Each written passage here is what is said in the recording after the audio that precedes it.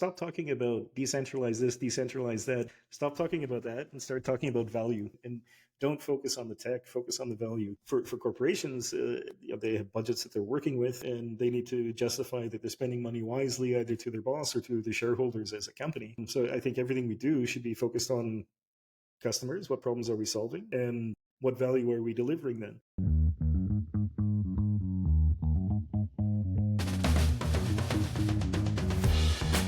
Hello, everyone, and welcome to episode 48 of Colors of Web3 and Entrepreneurship. My name is Lam, your Web3 and Entrepreneurship host.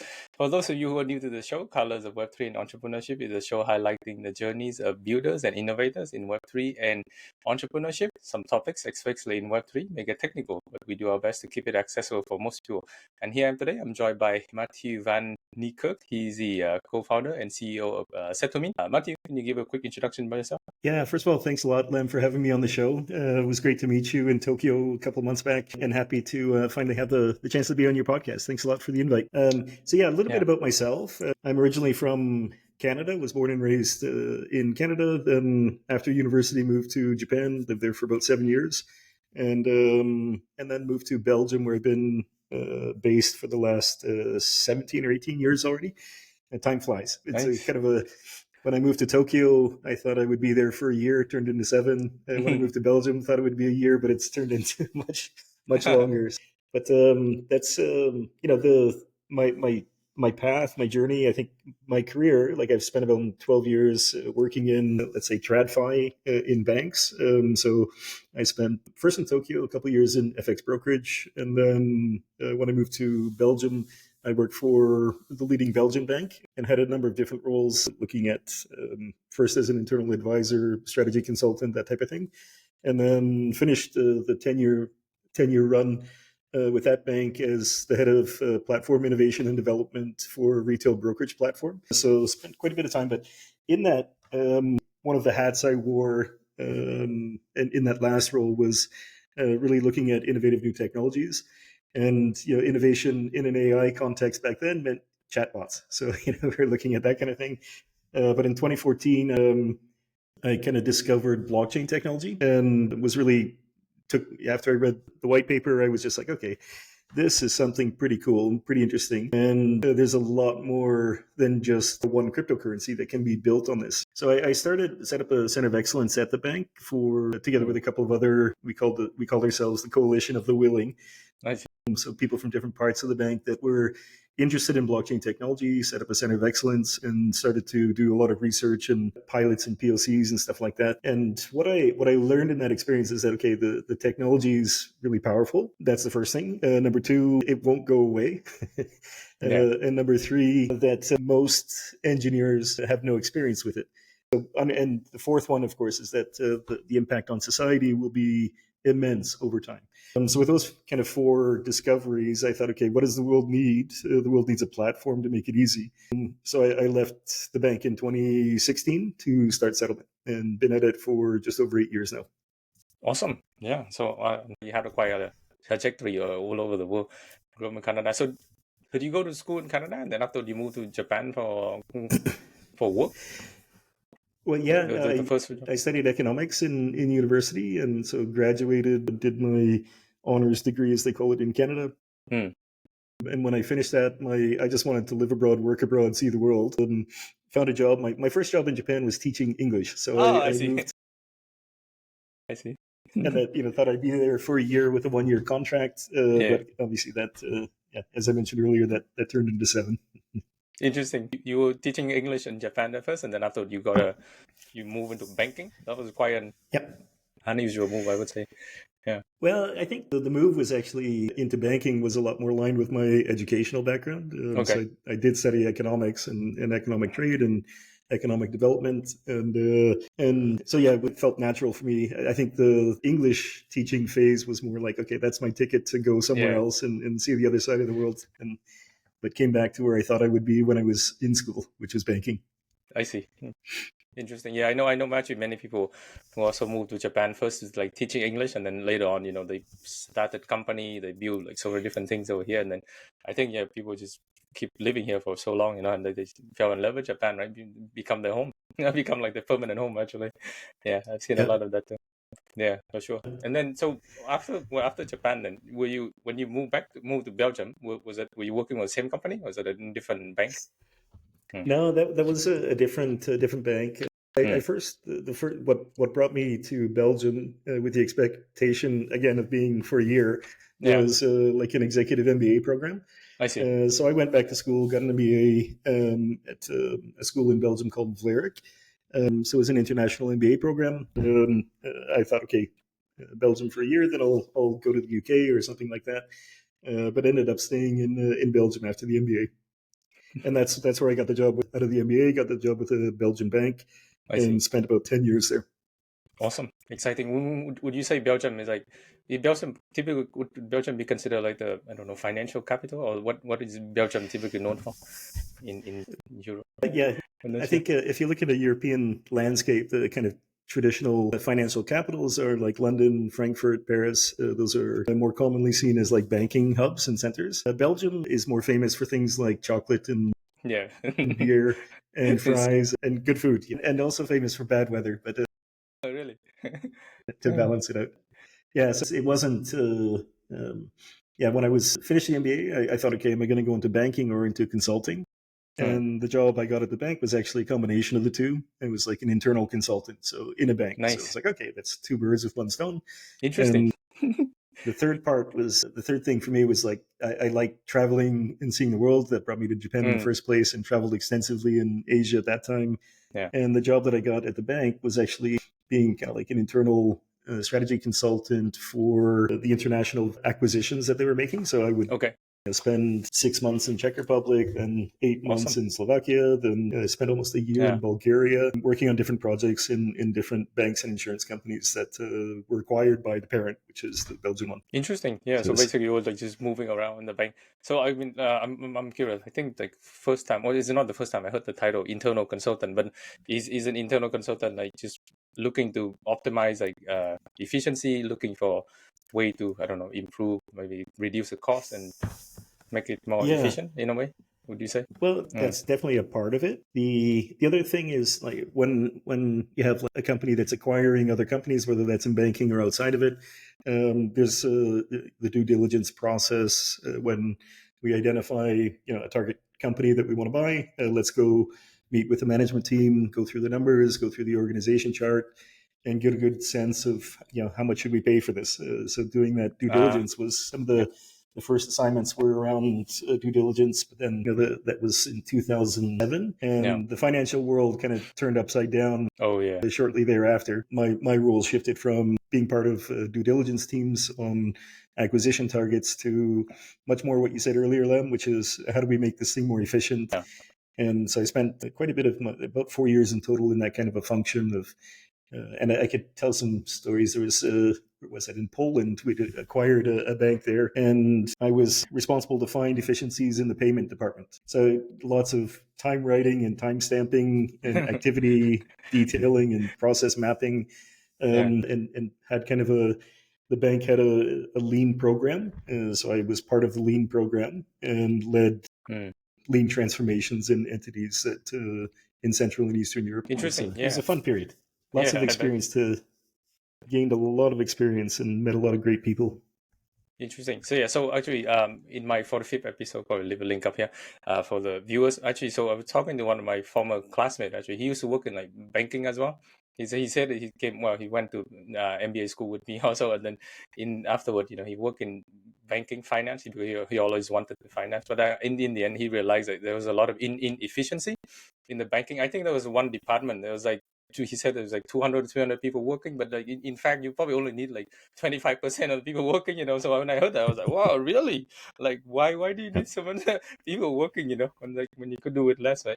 Yeah, so it's just something that. Yeah, but I think that's kind of like, and I won't put a number on it, but there's obviously like what happens when I think with banks and non-banks is that they there's a kind of a pattern, right? Like we introduce new processes, we introduce new systems, we introduce new, but there's not always the emphasis on, well, let's reevaluate what already exists. And some processes, because of new systems, have become redundant, but we keep doing them. And so I had those lean exercises at the bank were really interesting to see. There was one example where there was a small team of people that were printing out the previous day's results and numbers, and they would put a highlighter, and every day they're spending 2 hours doing this activity and then putting that of paper on the boss's desk. But the boss had changed, but they just kept doing the process. And so I asked the boss, like, what they spent collectively? That's about almost a full man-day of labor each day to have that to you. What is that report and how do you use it? And he is like, well, actually, I don't know what they're doing, and I don't know why they do it, but it's something that my predecessor asked them to do, so they do it. So you find, like I said, new things get added, but it's not very common to call the activities that are no longer adding value. And so it takes kind of a concerted effort then to say, what can we stop? There's a lot of emphasis on what can we start, but less on what can we stop. And I think that leads to some inefficiencies throughout over time, of course. I think that's why they need like an internal consultant like you, right, to go around and evaluate whether to see if this activity makes sense or not. If not, we cut it out. If it's good, we keep it. Okay, makes sense. Cool. Yeah. Before we deep dive in company, actually, would like to can you share with us what do you do for fun? What are your hobbies? Well, since I started SettleMint, my hobbies take kind of a back seat. Much more than they did in the past. But I've got 3 kids, so I love hanging out with them. And sometimes I guess I could say my hobby is watching animated movies with them. Oh, really? That's probably it. But the other, from a sports perspective, I really got into snowboarding when I was in Japan. And that's something I try to do a couple times a year still. So I love snowboarding. I see. So when you were in Japan, did you go snowboarding in Hokkaido, or did you go to Niigata or something? Yeah, went to pretty much. Actually, one of the ventures I started together with a partner in Japan was an online snowboarding shop back in 2003 or so. Interesting. And we used to have this thing we called Friday at the Office, which meant we were product testing on a mountain somewhere. Yeah. I see. So were you selling like snowboarding gears in that venture? Yeah. So it's an online shop for snowboarding goods. I see. One thing that I found back then, I was into powder boarding, always have been, but I found back in 2003, 2004, it wasn't so easy to get powder snowboarding, boards for powder boarding and stuff like that weren't so common. So I kind of thought, okay, maybe there's a niche there, and together with one of my snowboarding buddies, we set up an online shop to try to capture that niche, which in the end didn't make us rich, but it was a fun experience. Yeah, I bet. But I feel like when you said early 2000, right? 2000, 2004, I don't even know. Was there a lot of e-commerce back then? That was like the very early days of the .com, after the .com bubble, right? Yeah, indeed. So I had to go get a regular day job after that. Yeah, I see. All good. I mean, but I'm sure it was a very fun and interesting experience. You learned a lot. For sure. Yeah, cool. So without further ado, let's go ahead and deep dive into your current company, SettleMint. Feel free to share any presentation, website, or deck that you have. Yeah, sure. And I think it'd be interesting to also maybe share about the history, how you found the company as well, the origin. Yeah, maybe I'll start with that kind of an origin story for the business. And I kind of alluded, or probably gave some of that away in my intro. But so having, I think that a lot of companies that stand the test of time are founded by founders that are solving a problem that they have, and they directly experienced, and were just searching for a solution for it, but didn't find it. And that's really my case. As I mentioned, I set up a center of excellence for blockchain tech, doing R&D projects on blockchain in capital markets was my domain. And there were other people in the center of excellence that were focused on insurance and trade finance and payments, and everybody was experimenting. But it was very hard to actually get a product built. And I always said, if we want to get management buy-in, if we want people to really get on board with this, we have to show them the benefit and show them how it works and have a product built. And I found it really challenging to do that. And I ended up outsourcing a lot of the work for blockchain development to an agency in Belgium. And we'd already worked with that agency on a number of things. And the CTO of that agency, I just called him up one day, can you build a secondary market for pre-IPO company shares using blockchain tech. And he's like, let me look and do some research. So he called me about 6 weeks later and said, okay, I've got an MVP built, come have a look. And that guy's name is Roderik, and he's my co-founder at SettleMint now. Cool. So we kind of got into the blockchain technology space at about the same time back in 2014, 2015. But at that time we were, in a client and vendor relationship, but we got along great. So this MVP was built in like 2014, 2015?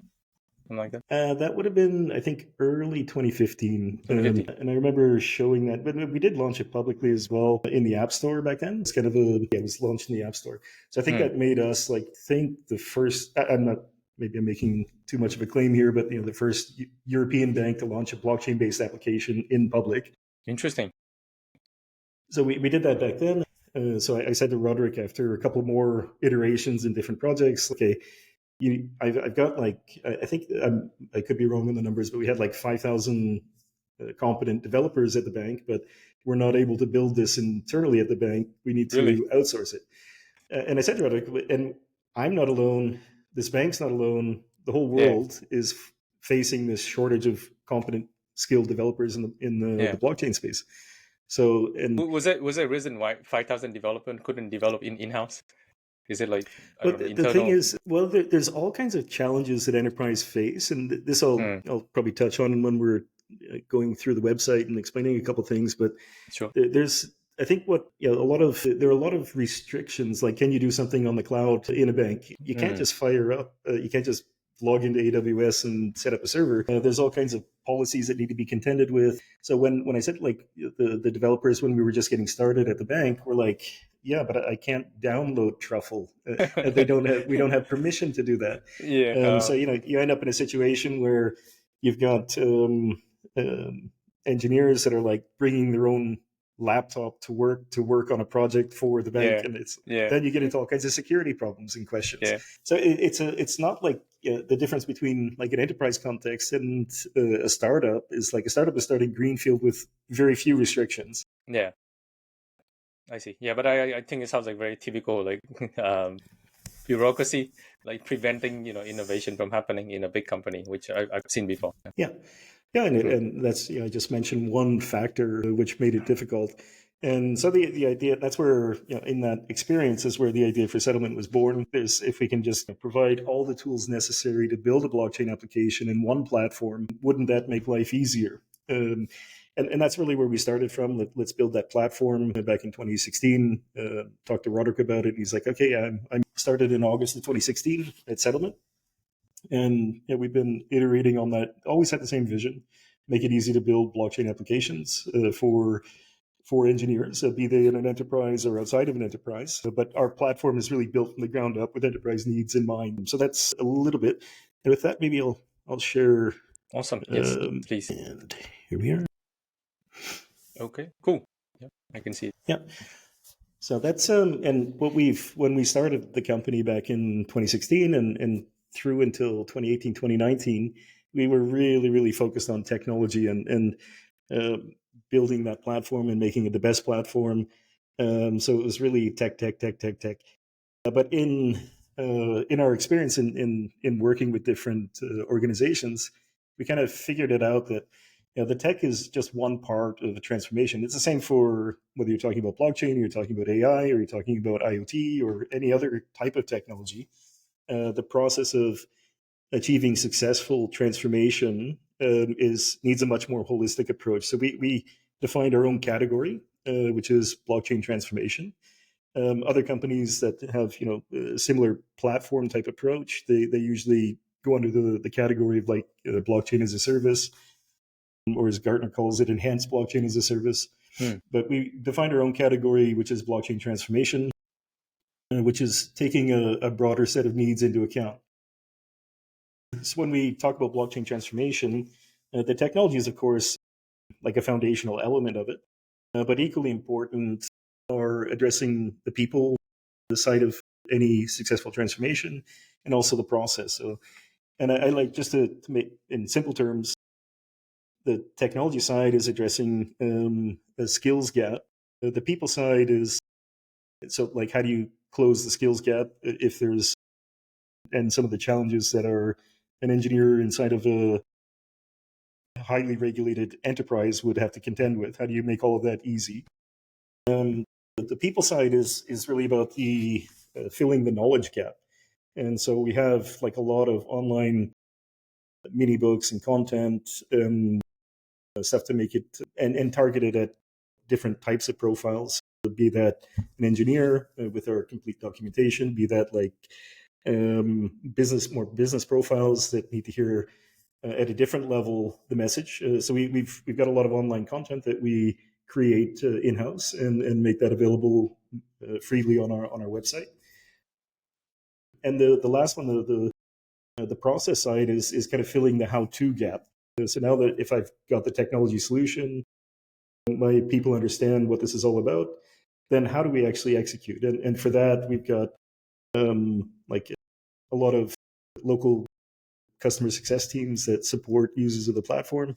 And also we work with a growing network of partners for implementation, which have well-defined change management processes. And so we do work with a network of partners that helps clients that are using our platform to realize a change that they're after. So what we've done is go from like over time, gone from this very tech-focused company to a more holistic approach, which is blockchain transformation.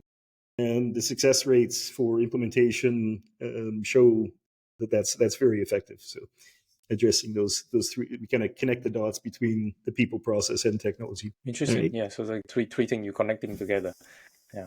Yeah. Trying to. And would you say most of the target is obviously like Web2 company, right? Or traditional businesses who don't have blockchain or crypto yet in their current business. Yeah.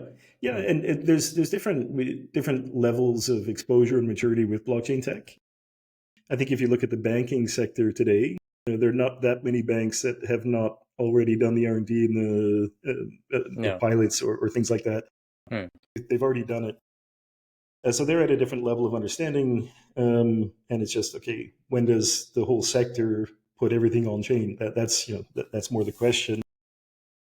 And when will regulation be in a state in the jurisdiction that they're in to allow for them to utilize the technology more freely? But if you look at other sectors that the banks like myself, when I was working at a bank back in 2014, 2015. Having that aha moment about, well, maybe we should look at this, maybe we should do something. But other sectors, I would say, were a bit later to the party in some sense. And so they may not have exposure to blockchain technology yet. So there's kind of a different level of exposure, different level of maturity that we see across different industries and across geographies as well. But to say maybe something like on the technology side, I gave a kind of a high level explanation with that wheel. But what we are pretty proud of at SettleMint is being like the most complete solution for blockchain application development that's on the market today.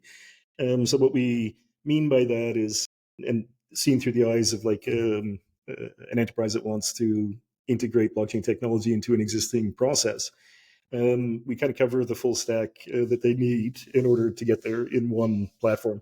So going from like, I mentioned before about like, I can't just fire up a server on AWS if I'm working there.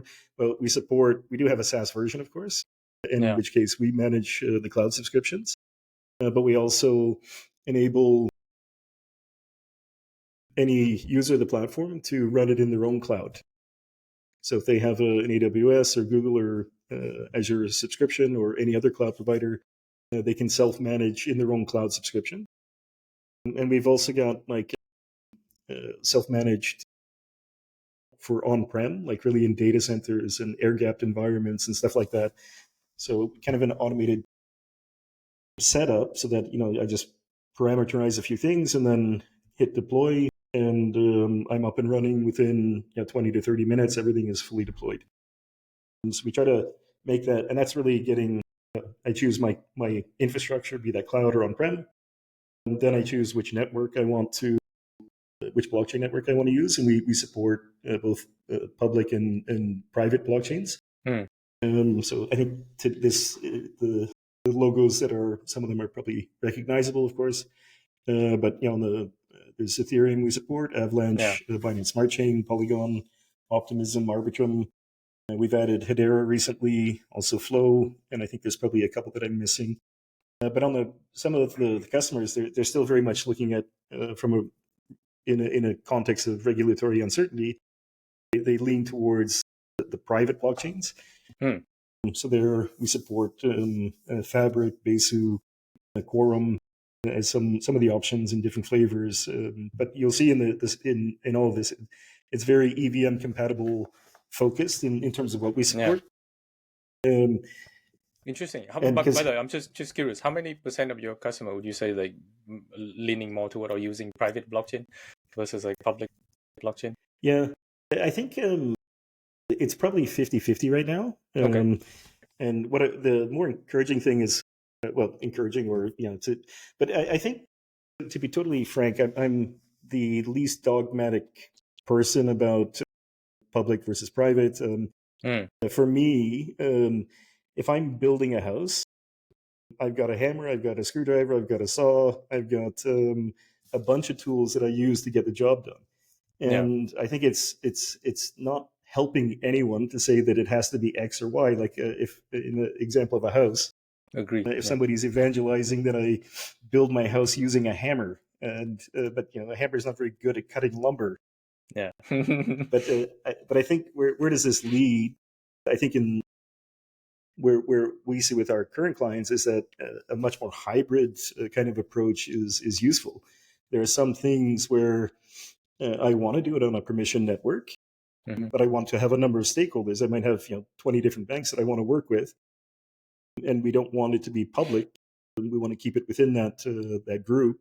But when we do create assets, we want to leverage or take advantage of potential liquidity on public chains. So then let's start it here, then move it there, and move it back when we need to. And so interoperability and hybrid approaches, I think, are what's I see unfolding in the market today from an enterprise context. Interesting. I think that makes sense.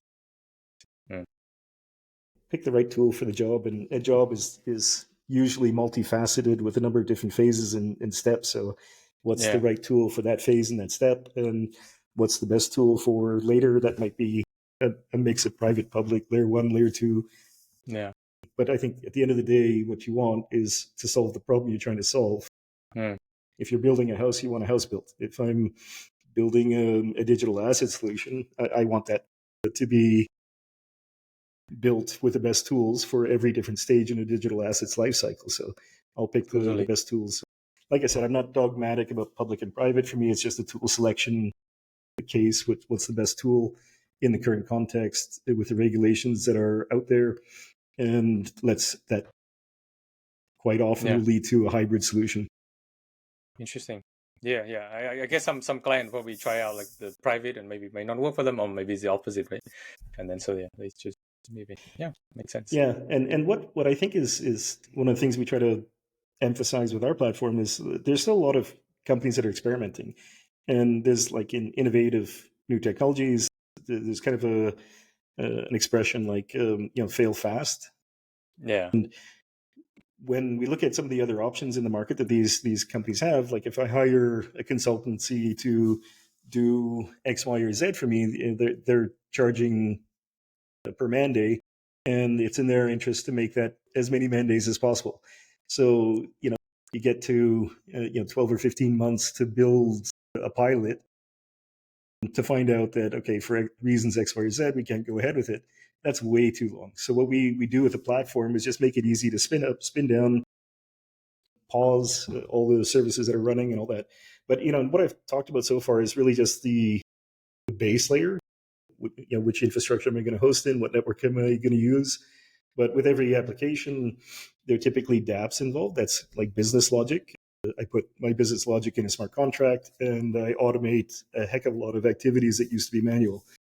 And so the platform has like a library full of, I think these are all open source now, but there's a smart contract template library that's fully customizable. Correct, right. So what we try to do is look at it. How do we orchestrate everything from the nodes to the smart contracts, and the next layer being integration? And this is where the needs of enterprise are quite different to a startup. There's in an enterprise context, I've got my core banking system, or I've got my ERP system, or my logistics management system, and I want to be able to make the on-chain world talk with the off-chain world, and the off-chain to talk with the on-chain. So you're going to have to do integrations, and we've really, in that idea of offering a complete solution in one platform, we've really put a lot of effort and time into getting a great set of tools together to make those integrations easier. And so we're going with our platform, and this is the 1/3 of that wheel, creating the most complete developer stack. What you need is, of course, to connect it with an end user interface, whether that's an internal admin or that's a customer using a mobile app. So we've got a pretty slick setup for that as well. After I customize the smart contract from the template, and that's deployed, then there's another feature in the platform that automatically generates an SDK for it, or it can go down to the function level within the smart contract and create an endpoint, an API endpoint for that. So within the platform, they've got everything they need to connect it to most likely an existing application. Yeah. That's one thing my background in banking taught me, is like the last thing you want is to create a different app for your customers. If I've got 10 million customers and I wanted to launch something new, I want to integrate that in my existing app instead of having multiple apps for different things. Like I said, 9 times out of 10, all that's needed are the endpoints to connect into that existing front end, and that's kind of where our platform leaves off. So I see. Yeah, I think that totally makes sense, because I would like probably 1,000 or even 100,000 of moving pieces in the company, right?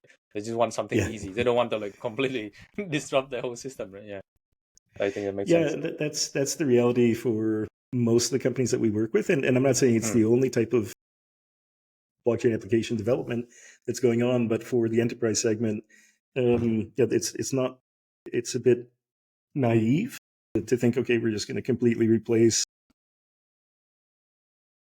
legacy systems en masse with something that's decentralized. There's a lot of blockchains are not very good at storing data. That's true. Or files or PDFs. You would never put that on chain. So there's this harmony that the platform tries to create between existing systems and store things where it makes sense, and for functionalities and interactions with blockchain, okay, well, let's make that process easy. So anyways, it's this kind of a view of the world for us that says the blockchain 9 times out of 10 is augmenting existing things and making them a lot more efficient and enabling us to potentially target new markets. And if I take an asset, tokenize it, fractionalize it, I might expose a complete new client segment to an asset that was previously inaccessible. So we take that kind of approach of seeing, okay, how can we drive business value by either getting more efficient or opening up new opportunities for revenue for users of the platform.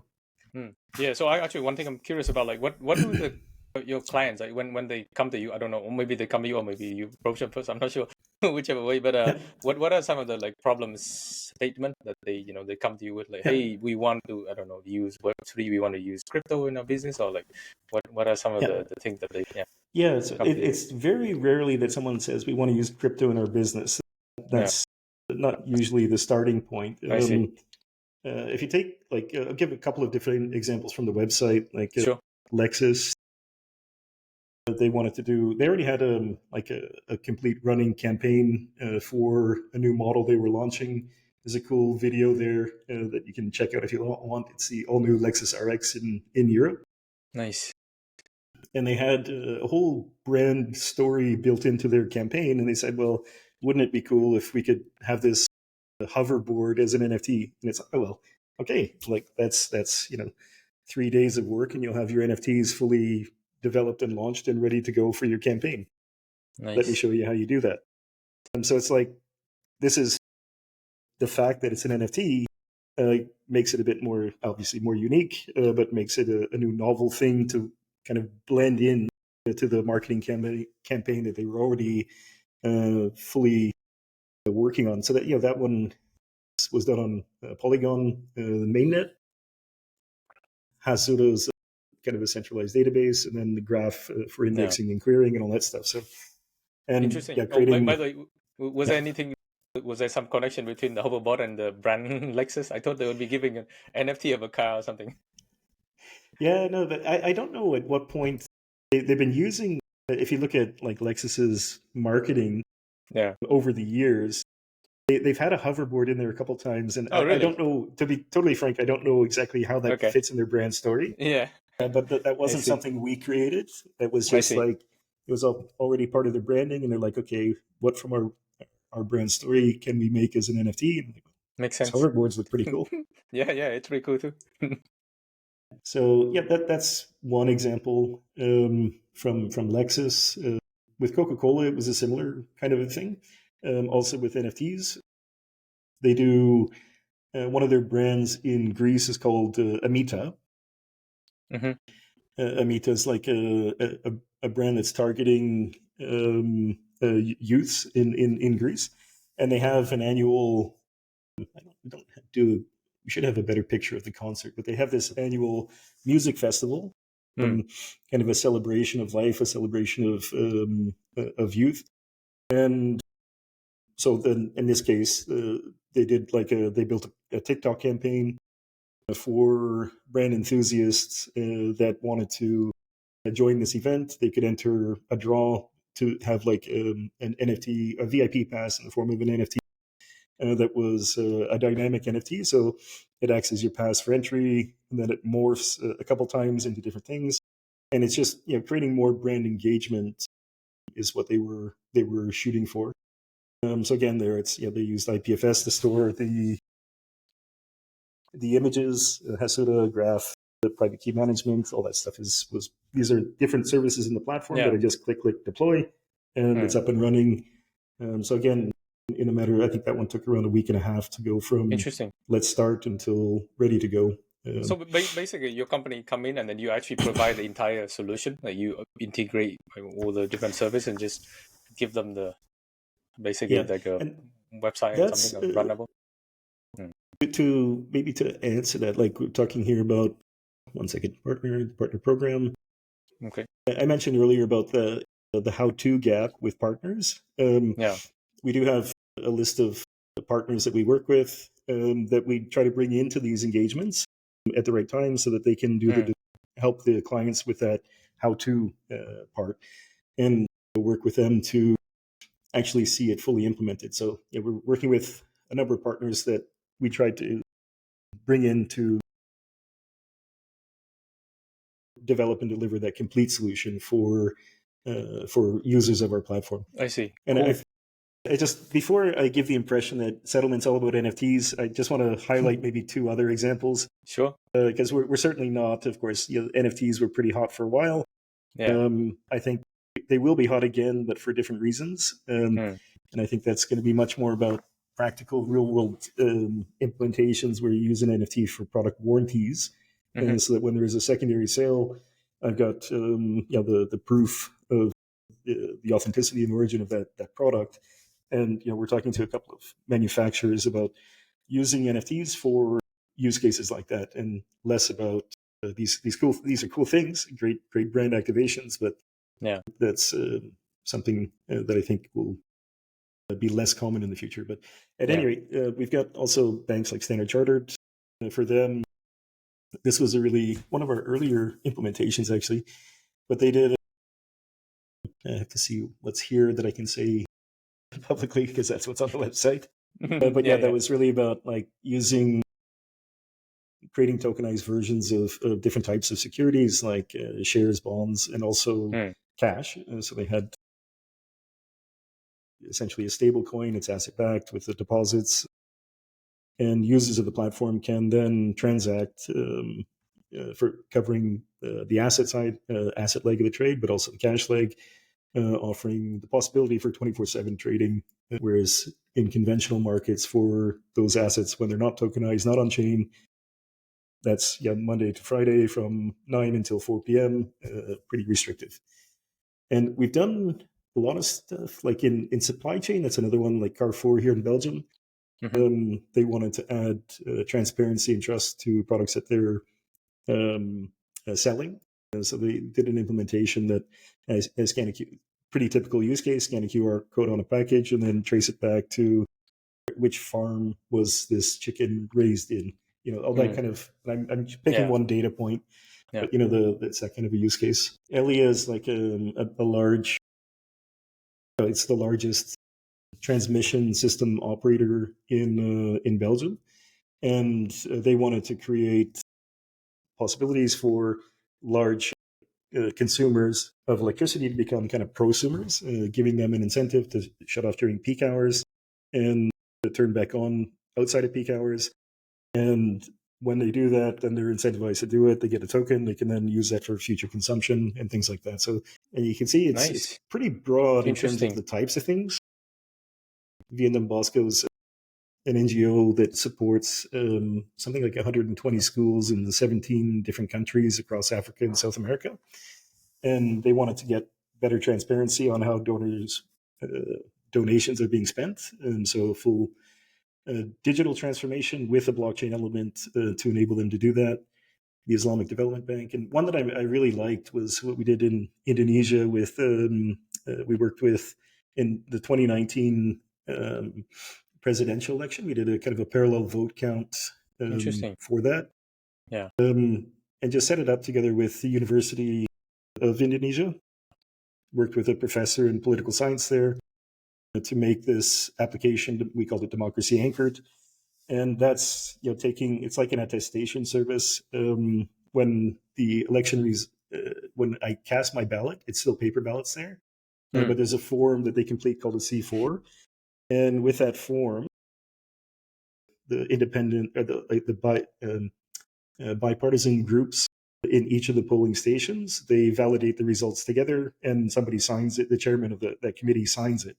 And what we did is then just take a picture of that and take the hash of the document after it's been signed, put that on chain, put the hash on chain, make the results available in all the different levels. So there's about 6 different levels of, let's say, aggregation for the voting system in Indonesia. Yeah. And at each level, you can see what were the results per polling station, per region, per province, and all the way up to national level. And the reason I really love this use case was that within 4 hours, the results of the election were tabulated within this parallel election platform. The actual results took around 8 to 10 weeks to tally, and in that 8 to 10 week period, both parties claimed victory, and there were riots in the streets, and people died. And so I think if you can close that window of unrest by having digital solutions that are using blockchain technology to inject trust and independent verification capabilities into it, you can save a lot of headaches, heartaches, and terrible things that happen when there is that unrest and that window for unrest to happen. So that was a couple of the examples. So you can see it's not about NFTs. It's about, that's one example. And this is that library of templates in the platform. There's about 120 different templates, 4 different use cases that are fully customizable. So there's one for voting, of course. There's one for tokenization of different assets. And for NFTs, of course, there's a couple different flavors there. But the aim of the platform is just to make it easy to build any of these applications.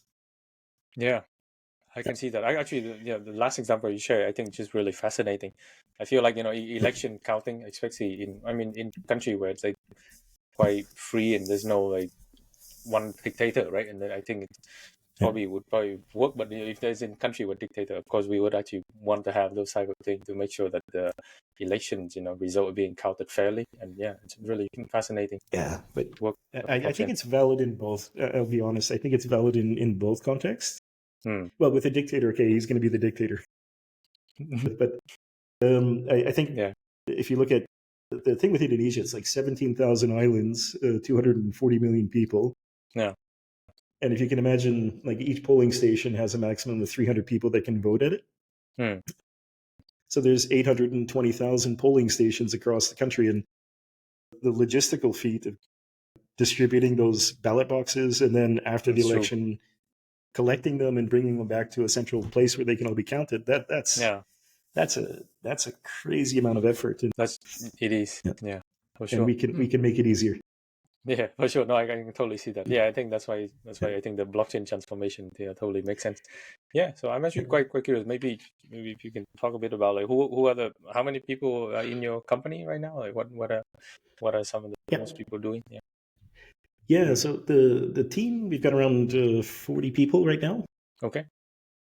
And let's say we have our European headquarters. We got started here in Belgium. So we're sitting in our headquarters right now in Leuven, Belgium.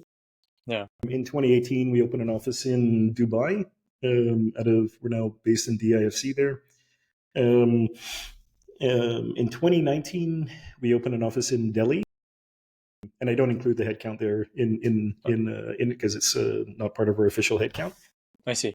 In 2020, we opened in Singapore, and 22 we opened in Tokyo. So we've got 22 nationalities with just over 40 people, 22 different nationalities. Wow. Yeah, super diverse. Yeah, and we're really run extremely meritocratic. And I think one of the proof points of that is that, and I'm pretty proud of it actually, for whatever reason, probably because I have two daughters, but we have an inverse gender pay gap. So women actually get paid more at SettleMint than men. So we're kind of on the opposite end of most companies in that regard. But at any rate, I think when you're promoting and hiring for talent and skills and rewarding performance and those things, if those are the only factors that matter, then things like that happen. Interesting. And of the 40 team members, what do you say is like the most common role at your company? Would it be like people working in engineering, or is it like consultant, solution architect, or what is the most common role there? Yeah, it's pretty balanced between. When we started the company, it was two people, me and my co-founder Roderik. And we're very clear about who's responsible for what. It was like, I'll sell shit, you build shit. Okay, let's go. And we've kind of kept those same lines in our way of organizing and operating.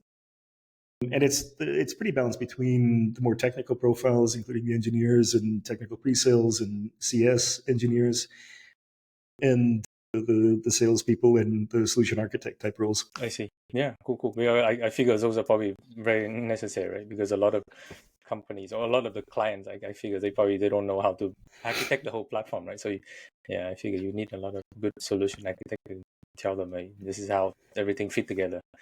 Yeah, makes sense. Yeah, and that's where it's a combination of some internal resources, but also working with partners that, I think you saw a couple of the names like Fujitsu and Tata Consulting.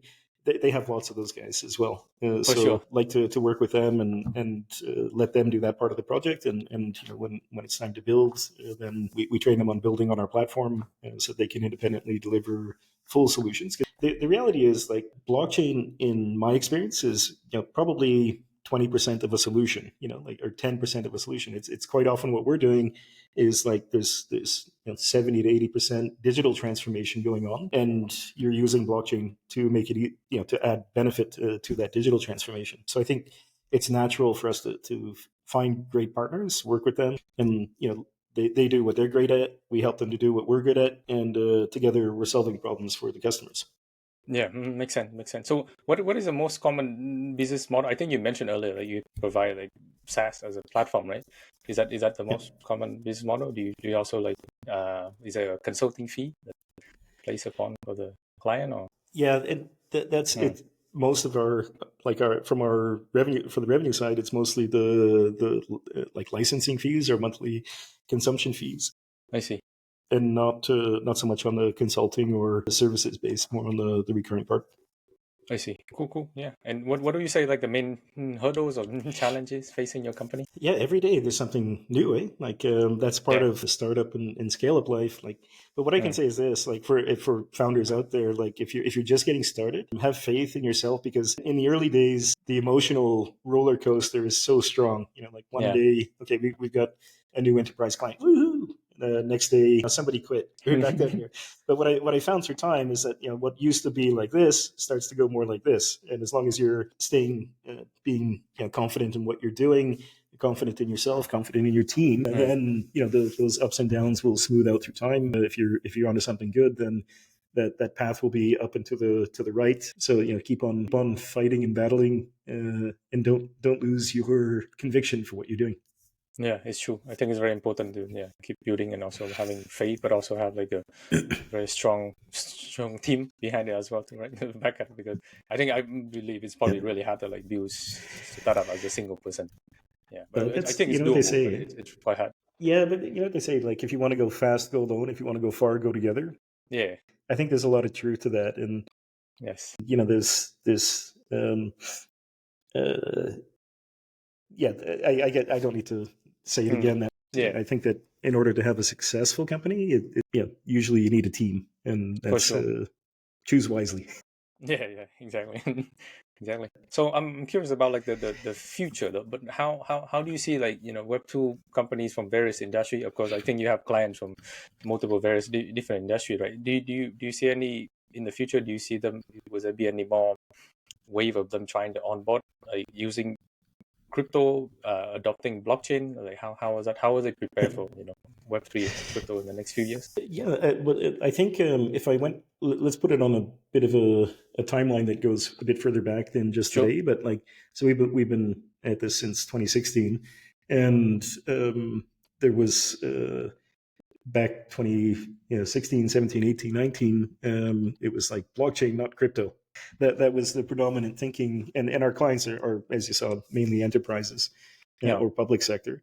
And so they're very much thinking, well, okay, if we can set it up with something that doesn't have a crypto, or it has a crypto with a value of zero and no fluctuation in price because there's no market making for it, then we're willing to look at it. Which means you're into like the Fabrics and the Besus and the Quorums, that type of a solution, which are all the private chains.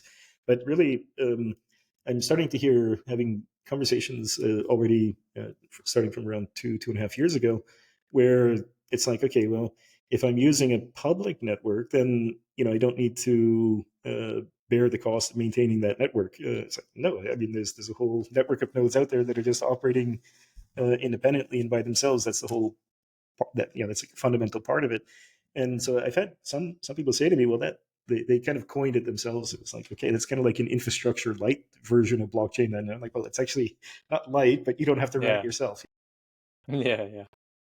So I think and as I said earlier, I think where does this lead? It's a hybrid world, right? Where there's some things that I don't want to put on chain. I want to store data in a S3 bucket. I don't want it to be exposed to a group of stakeholders. I don't want it exposed to the public. I want to keep it centralized. Yeah, that's simply it. Either because the information is too sensitive, or the a blockchain is not built for storing large files. So, and it's a large file that I need to store. So, what am I going to do? I can use IPFS, or I can put it in a centralized database. Those are the kind of decisions. But and then there are some reasons why, either infrastructure light or additional opportunities for liquidity that public networks create. There will be, the future for me is all about hybrid, and whether that's hybrid from a storage perspective, hybrid from a cloud and on-prem perspective, and everything being fully the interactions being orchestrated and interoperable between all of those systems in those different environments is what where the future leads us. And when we have the very simplified, I could show another example of a company Sure. that's live with our application. Let Sure. me Yeah. pull it up. You have that. And I think it's just to give an example. Yes. Yeah. And I think what you said about like hybrid, I think completely makes sense, right? As in the sense that we don't need to use blockchain for like everything, right? Whatever blockchain is more Yeah. efficient, more capable, or more suitable for, right? Then you can use it. But the rest you can use whatever existing technology. Yeah. So just Crowdfunding. just another example, like these guys, this is owned by a bank called KBC. It's a crowdfunding platform, and they've been live with the blockchain backend for this for over just about a year now. And this was a campaign that started today. This company, the font is Cadanza, they raised 250,000 euros. The campaign went live today at, I think it was 10 a.m. And by noon, they'd already sold out. But as a user, when I'm looking at this, do I see blockchain anywhere? No, it's quite seamless. No. Yeah. Yeah, and so for there's the users of the platform. So when people they pledge the what is the funding, right, or the pledge, they make contribute the money, and then it'll be recorded on the blockchain. Is that the idea? Yep. So there's the way that this works. There's like they announce a campaign usually a week or two in advance. They have members, community members for Boloto crowdfunding. They're informed what they can do is pre-fund their wallet with basically a tokenized, like a stable coin, not USDC or DT or anything like that, but with a stable coin. And they pledge how much they want to invest, and they're doing that during the subscription phase. And when the campaign goes live, this morning at 10 a.m., then the transfer from the wallet of the investor to the wallet of the issuer of this product, it's a bond in this case, that happens automatically through the smart contract. So, and as a user, whether I'm the issuer of the bond or I'm the investor in this crowdfunding campaign, the fact that it's using blockchain is it using blockchain? Is it not using blockchain? Actually, it doesn't matter for the end user. They don't see it. They're not confronted by it. Yeah. So it's just, and so why does this crowdfunding platform do that? Well, because it makes sense for them, and it gains a lot of efficiencies and automates a lot of processes and procedures. And compliance department loves it because everything is fully auditable. So it's like everybody is happy. Yeah, that's awesome. Yeah, I love it. I love seeing like application like that from blockchain. Yeah, that's awesome. Cool. Thank you for sharing that. Yeah, just 3 more questions here from my side. Probably. Sure. One is like, how so right now I'm assuming that I don't think we have like a lot of big corporation on board yet with Web3 yet. So I'm curious, like what can we do as builders? Like how can we onboard maybe 10,000 big corporation, big Web2 corporation into Web3? Just focus on stop talking about decentralize this, decentralize that, decentralize. Stop talking about that and start talking about value.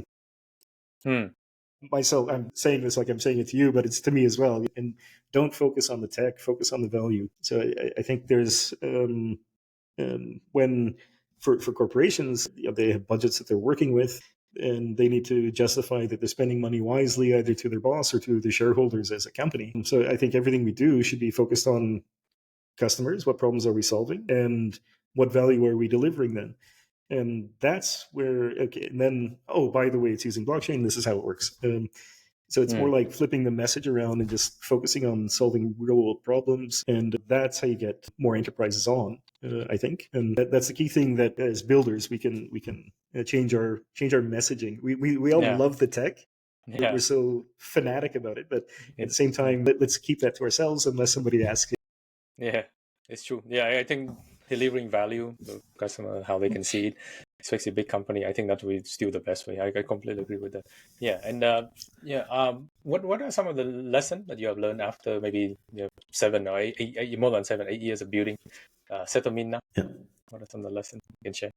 Yeah, I think that it depends on who. Like, kind of, I'll answer that in as though I'm kind of sharing lessons learned or something like that for other founders. And exactly. For me, it's I mentioned part of it already. It's like, be ready for the ride, but know that if you're onto something and you got a great team and you believe in yourself and your idea, those waves get a lot more manageable and hopefully results going to the top right of the chart. I think because if you don't have that in check, then you start to make bad decisions, and you might decide to invest in some event that you want to be at an event and have a booth, and maybe it's not the right time, maybe it's not the right event, all that stuff. But I think if you don't have yourself in check, then it's easy. You start making bad decisions about different things, and whether that's on how you're spending marketing money or maybe hiring decisions that you make that, I think we have a tendency to, and again, it's kind of cliche, but I think it's very valid. Like hire slow and fire fast is a bit what I think a lot of founders don't get right.